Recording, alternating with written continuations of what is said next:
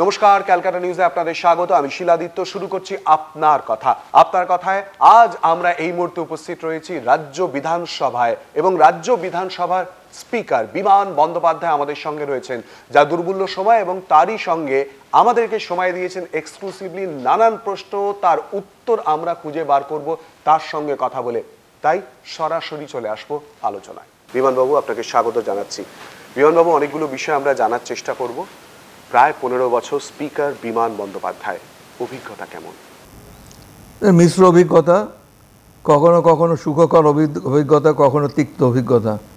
এই নিয়েই বিধানসভা পরিচালনা করে আসছি।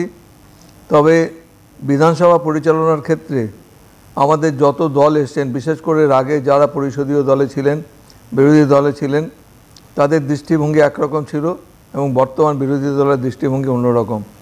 তাদের রাজনৈতিক দৃষ্টিভঙ্গি থাকতে পারে এবং বিধানসভাতে রাজনীতিবিদরা আসবেন, এটাই স্বাভাবিক। সেই অনুযায়ী কখনো কখনো উত্তাপ হয়েছে, কখনো কখনো উত্তেজনা হয়েছে, কখনো আবার শান্ত পরিবেশে আলোচনাও হয়েছে।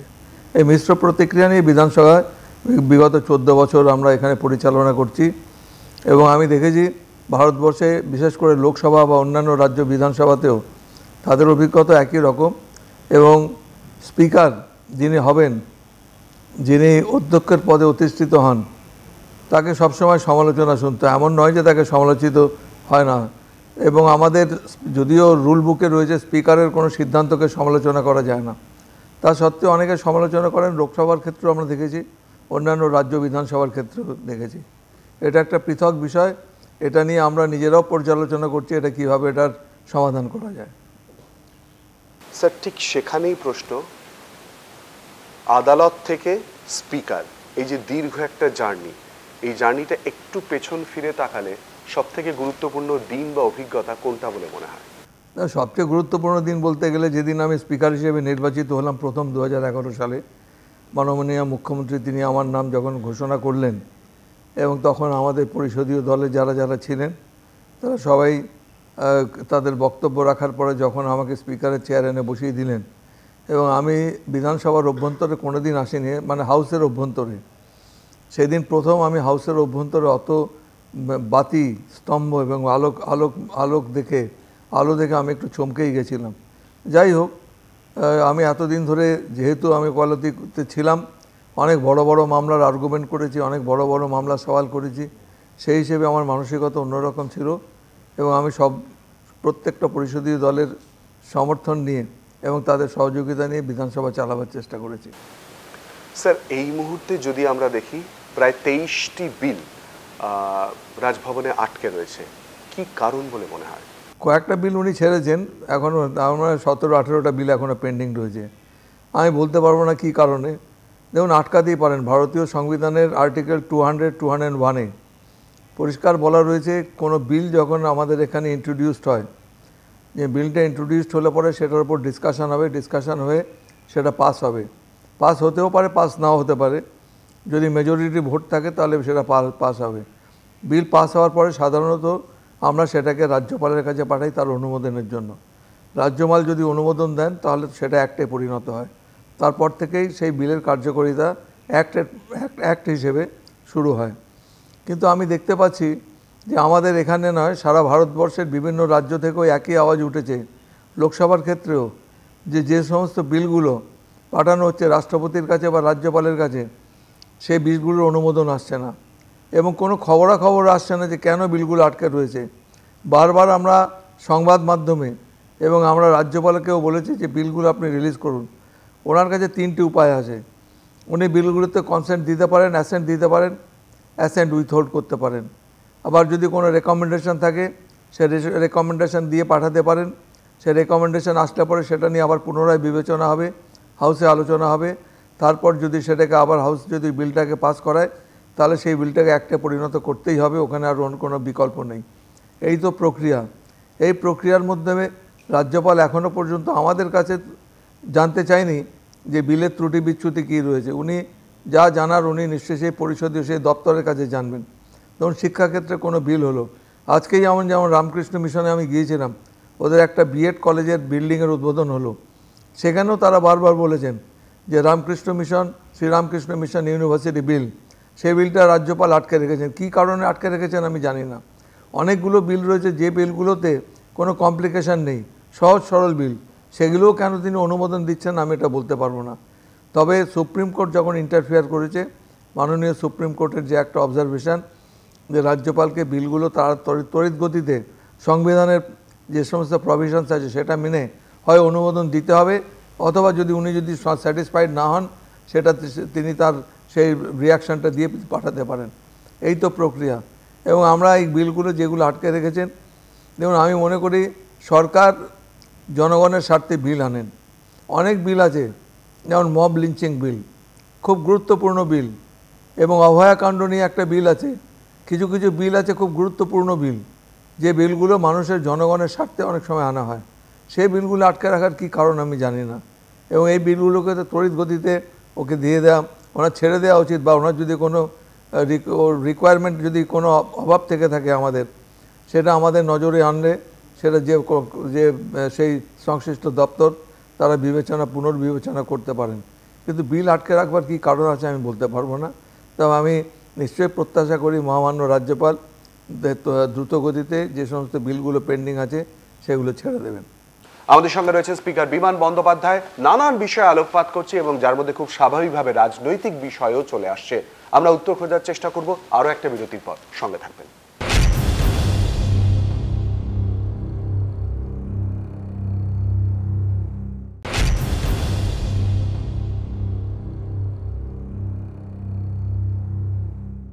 স্যার, দলত্যাগ বিরোধী আইন নিয়ে বিরোধীদের অভিযোগ হচ্ছে যে কোথাও না কোথাও একটা ছেলে খেলা করছে।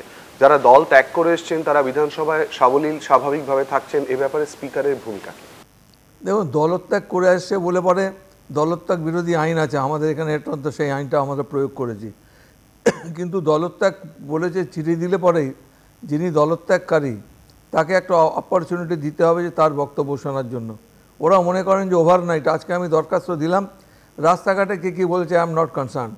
বিধানসভায় দাঁড়িয়ে যদি কেউ বলে আমি দলত্যাগ করেছি, সঙ্গে সঙ্গে তার এগেনস্ট অ্যাকশন নেওয়া যাবে। কেউ মাঠে ঘাটে দাঁড়িয়ে বলল যে আমি অমুক দলের পৃষ্ঠপোষকতা করতে চাই, সেটা আমরা নোটিশ নেব না, এবং আমরা নেব কনস্ট্রাকটিভ নলেজ আমাদের আসতে হবে। বিধানসভাতে যদি সেই ধরনের আচরণ দেখি then we can take action.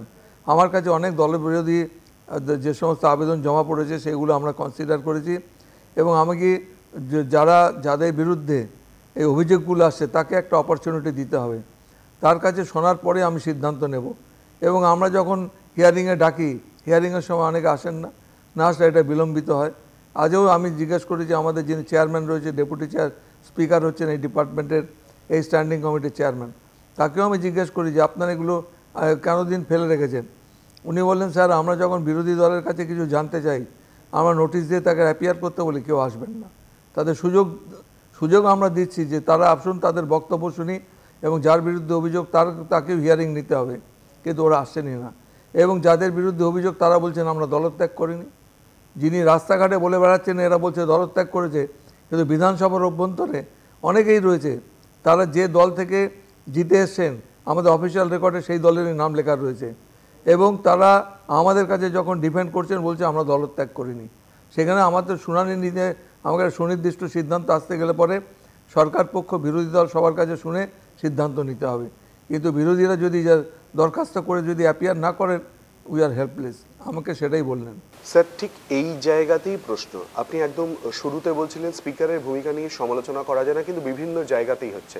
আপনার বিরুদ্ধে বিরোধীরা অভিযোগ করছেন আপনি পক্ষপাতদুষ্ট। বলতেই পারেন, আমার কাজ বিধানসভা পরিচালনা করা। চিৎকার চেঁচামেচি করলে, যেমন আমাদের লোকসভায় 5 জন নামিয়ে ওয়েলে চিৎকার করলেই হাউস অ্যাডজন করে দেওয়া হয়, আমি হাউস অ্যাডজন করার পক্ষপাতী নই। এবং আমার মনে হয় স্পিকারের কর্তব্য হচ্ছে হাউস চালানো, সরকার গুরুত্বপূর্ণ বিল আনবেন, সেই বিল নিয়ে আলোচনা করা, সিদ্ধান্ত গ্রহণ করা, আমাদের জন্য বিভিন্ন বিধায়করা তাদের মতামত নিয়ে, এইটাই আমার কাজ। আমি অ্যাডজনমেন্ট দেওয়ার আমি পক্ষপাতী নয়। অনেকে যদি চিৎকার করে মনে করেন যে হাউসটা অ্যাডজন করে দেবো, এমন তুমুল একটা হট্টগোল পাকিয়ে দিলাম, আমি হাউস অ্যাডজন করি না। আমি লোকসভার স্পিকারকেও একই কথা বলেছি, আপনি দয়া করে হাউস অ্যাডজন করবেন না। আপনার কর্তব্য হলো হাউস চালানো। প্রত্যেকটা স্পিকারের ডিউটি হচ্ছে to run the house, not to give any unnecessary adjournment. এটা আমার দিস মাই কনসেপ্ট। বর্তমানে রাজ্য বিধানসভায় অধিবেশন মানেই যেন বিরোধীদের ওয়াকআউট চেনা ছবি হয়ে দাঁড়িয়েছে। যদিও এই ওয়াকআউট করার রীতি নতুন নয়, বর্তমান সরকারের আমলে তো বটেই, তার আগে সরকারের আমলেও বিধানসভার অধিবেশনে বিরোধীদের ওয়াকআউট বারবার সামনে এসেছে। পালাবদল হয়ে তৃণমূল ক্ষমতায় আসার পর বিধানসভার অধ্যক্ষ হয়েছেন বিমান বন্দ্যোপাধ্যায়, কিন্তু বিমান বন্দ্যোপাধ্যায়কে বারবার পক্ষপাতিত্বের অভিযোগে বিধে বিরোধীরা প্রতিবাদের হাতিয়ার হিসেবে বেছে নিয়েছে ওয়াকআউট পন্থাকেই।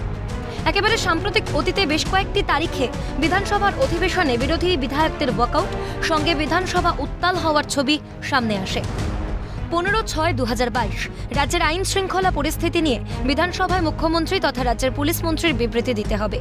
এই দাবিতে সরব হয়ে 2022-এর 15 জুন বিধানসভার অধিবেশন ওয়াকআউট করেন বিজেপি বিধায়করা। বিধানসভার বাইরেই স্লোগান দিতে থাকেন সাসপেন্ডেড বিধায়করা।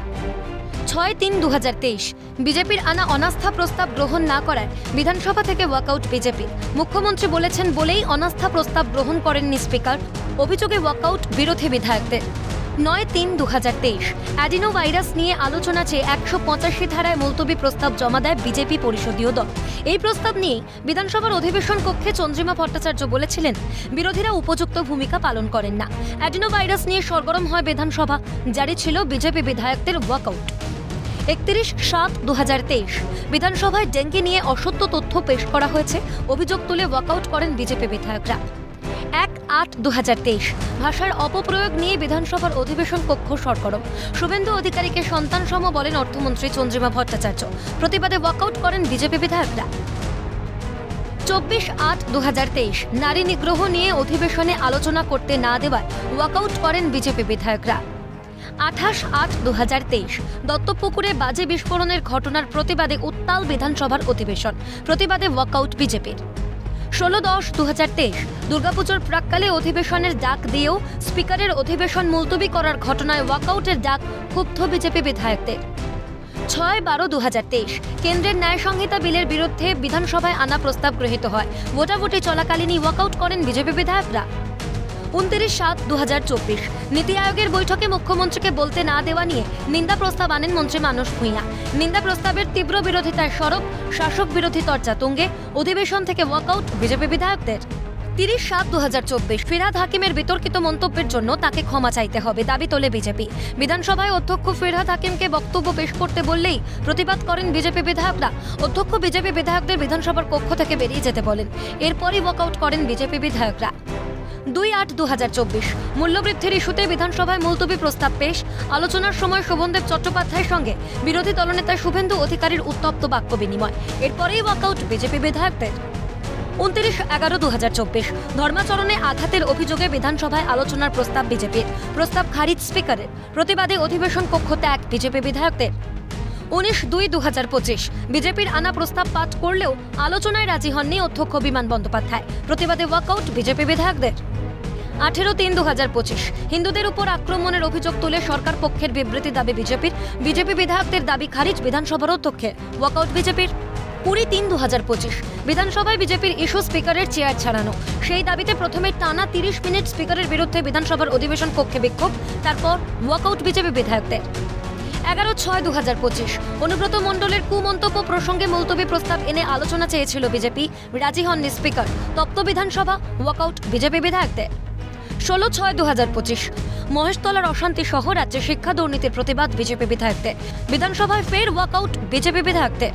4/9/2025 বাংলা ভাষার অপমান এবং বাঙালিদের হেনস্থা নিয়ে বিধানসভায় প্রস্তাব আনে তৃণমূল, আলোচনা চলার সময় পরিস্থিতি উত্তপ্ত হয়ে ওঠে, সাসপেন্ড হন 5 বিজেপি বিধায়ক, অধিবেশন কক্ষ থেকে ওয়াকআউট করেন বিজেপি বিধায়করা।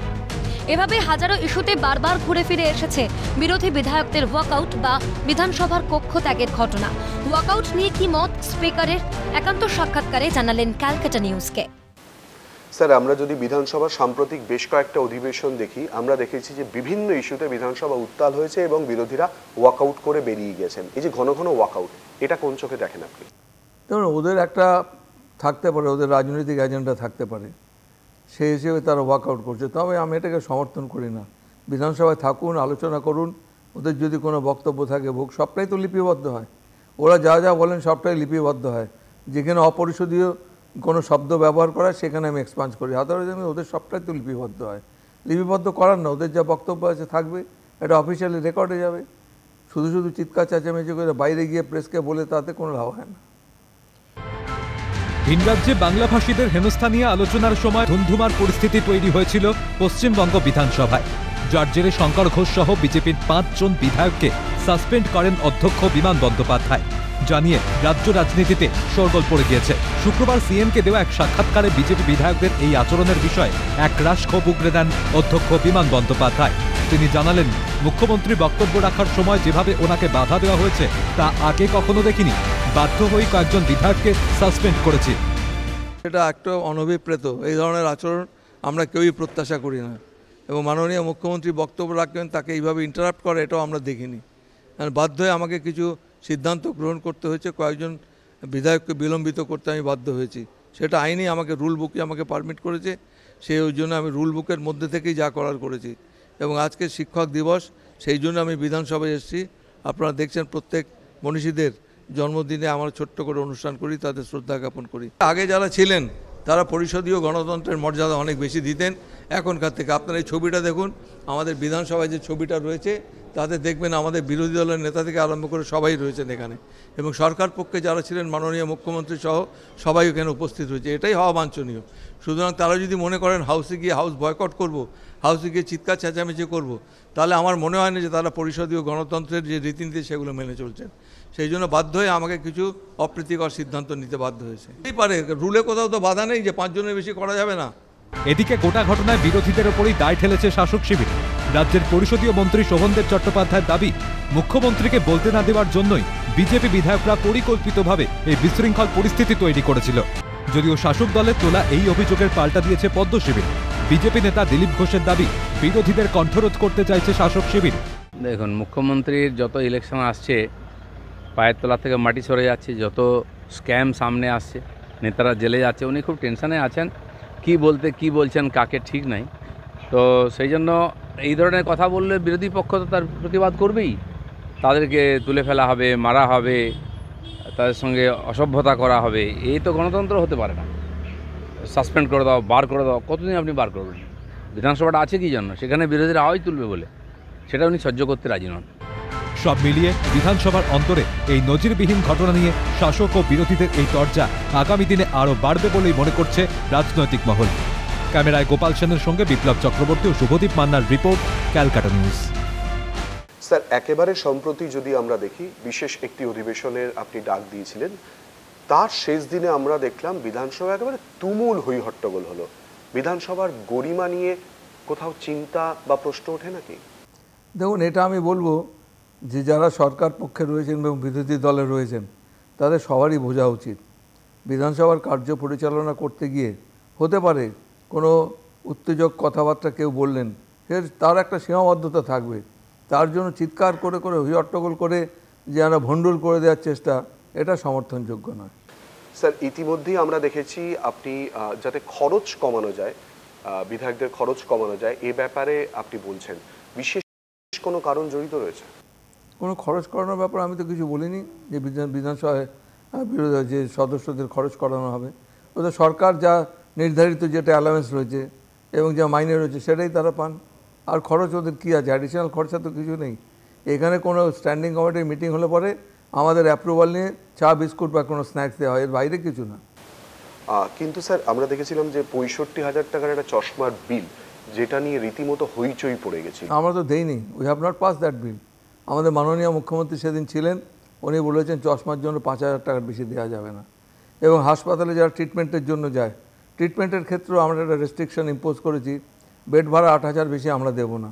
যদি আইসিইউ বা অন্যান্য কিছু হয়, ভেন্টিলেশনে হয়, তার ক্ষেত্রে সেইগুলো আমরা হস্তক্ষেপ করি না, কারণ সেগুলো জীবনদায়ী ব্যাপার। অন্যান্য ক্ষেত্রে সাধারণ বেডে রইলেন, কেউ বললেন যে আমি এক্সিকিউটিভ ক্লাসে থাকবো, আমার কাছে একটা বিল ছিল 25,000 টাকা পার ডে। তা আমি সেটাকে স্টপ করে দিই, আমি একটা টাকা আমরা দেবো না। আমাদের সিদ্ধান্ত হয়েছে, আমাদের এখানে কমিটি রয়েছে, এন্টাইটেলমেন্ট কমিটি, সেখানে আলোচনা করে সিদ্ধান্ত হয়েছে আমরা কোনো সাধারণ বেডে যদি কোনো আমাদের সদস্য হাসপাতালে ভর্তি হন 8,000 টাকার বেশি আমরা দেবো না। অনেকগুলো বিষয় নিয়ে আমরা আলোচনা করেছি স্পিকার বিমান বন্দ্যোপাধ্যায়ের সঙ্গে। নানান প্রশ্নে তিনি অকপট উত্তর দিয়েছেন, কার্যত কোনো প্রশ্নই তিনি অ্যাভয়েড করে গেছেন এরকমটা আদৌ নয়। এবং তারই সঙ্গে সাংবাদিকদের ভূমিকা, সেই সম্পর্কেও তিনি কিন্তু নানান বিষয়ে কথা বলেছেন। বিরোধী দল, শাসক দল, সব পক্ষ নিয়েই তিনি বক্তব্য রেখেছেন। অনেক কিছু জানলাম, হয়তো আরও অনেক প্রশ্ন সময় অনুপাতে বাকি থেকে গেল, তার জন্য অপেক্ষা করতে হবে। আজকের মতো এই আলোচনা এখানেই শেষ করছি। চোখ রাখবেন ক্যালকাটা নিউজে।